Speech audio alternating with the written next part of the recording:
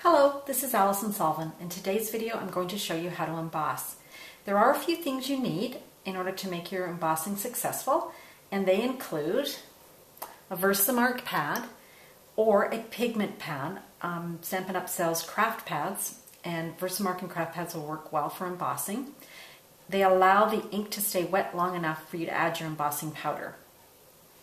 You are also going to need embossing powder. In this case I'm going to be using white.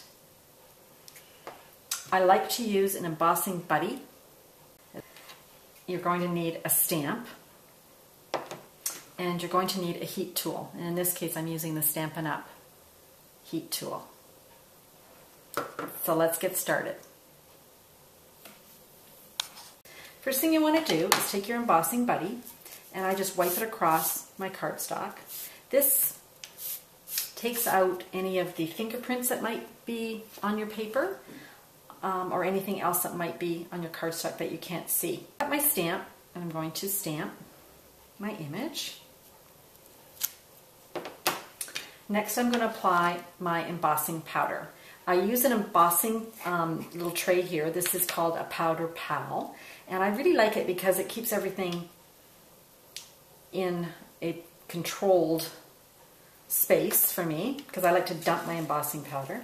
So I'm just going to pick up my cardstock and tap off the excess powder.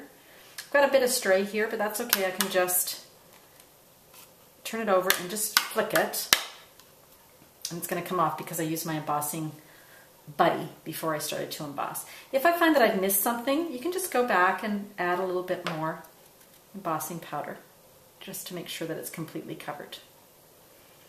The next thing I'm going to do is just return this powder back to the tray and cap my little tub here. I can move that out of the way. I'm going to bring in my piece of paper here. Here's the tip when you're embossing. You do not want to use your heat tool like it is a magic wand. In other words, you don't want to be starting over here and moving over here and then over here and then back up here and back over here. You want to give the embossing powder enough time to completely melt and set before you move on to the next section of your embossed image. So I tend to start about an inch away from my project. I don't want to be too high because then my paper will just blow off, or I don't want to be at an angle or it will just blow across. And I also don't want to have to put my finger anywhere near this heat source because it gets very hot. It's about 650 degrees. So you want to be careful. So I'm going to start in one part of my image, and as it cooks, I'm going to move to the next image, the next area and the next area, and so on until I've completely gone over my entire image and it's completely set. I don't want to go back to where I started. So I'm going to turn on the heat gun. You might not be able to hear me over the motor, but that's why I showed you what I was going to do before I started. So about an inch away, I'm going to start by heating.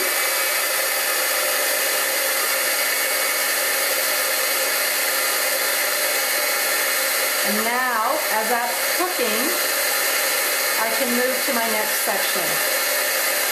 So I'm slowly moving across my image